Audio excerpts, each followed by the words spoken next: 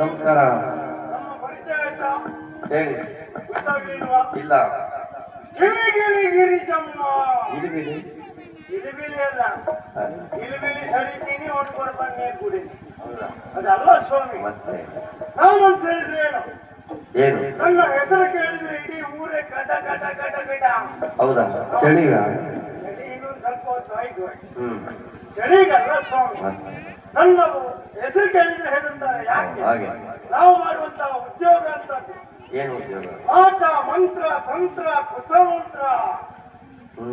ಇಲ್ಲಿ ಕುತಂತ್ರ ಮಾಡುದು ನಾವು. ಹೌದಾ?